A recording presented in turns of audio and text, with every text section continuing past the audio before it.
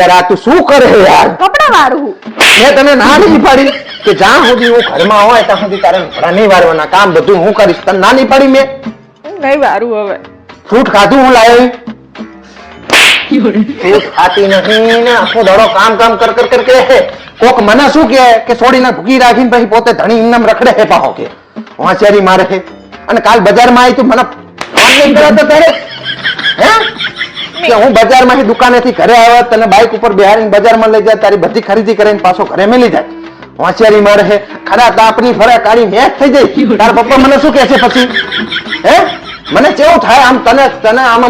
તને પરસેવો વરે તોય મને આમ ગભરામણ થાય છે કે આ છોડીને કઈ થઈ ના જાય હવે ખાવાનું ધ્યાન રાખજે પાછી શું કહો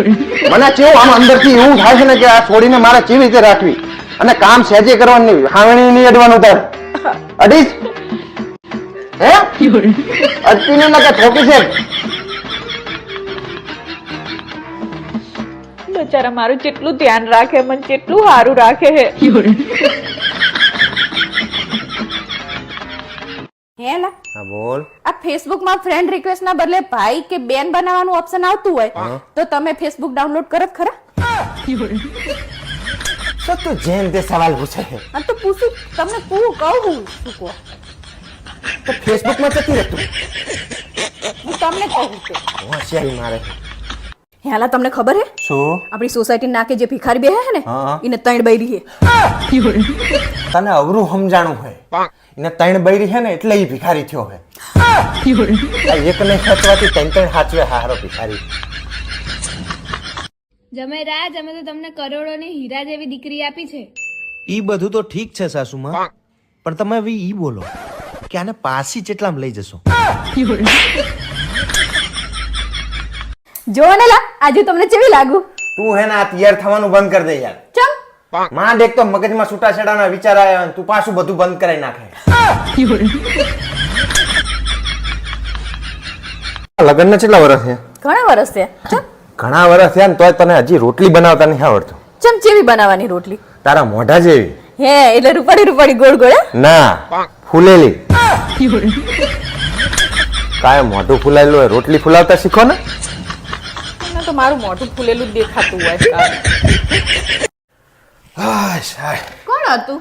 માગવા વાળો હતો બચારો ભૂખ્યો હતો ને તે 50 નોટ આપી મેં કીધું બહાર જઈને ખાઈ લેજે તે એમાં શું આપણે ઘરમાં ખાવાનું પડી તું આપી દેવ તું બજારા બચારો ઈ તો સારું ખાવાનું ભારે તો હારું જ ના બનાવતી હોય એવું અરે કે મોઢા નથી જાય એવું હતું સાંભળો નાલા હા બોલ આપણે જો હલવો બનાવતા હોય અને બનાવતા બરી જાય તો એને બલવો કહેવાય તારે જે કેવું હોય ને એ બધું જ કહેવાય મને આવા સવાલ ના કરતા કરીશ તું આપણે તમને પૂછતી હતી કહેવાય મને આવું પૂછીશ જ નહીં તું રોહીની પીનારી બલવોન હલવોન હું તને પરણીને તને મારા ઘરે લાવ્યો ને તોય તું આટલું લોહી પીવે ચાણક તો મને વિચાર આવ્યો કે જો તું મને પરણીને તારા ઘરે લઈ જયો તો મારું શું કરત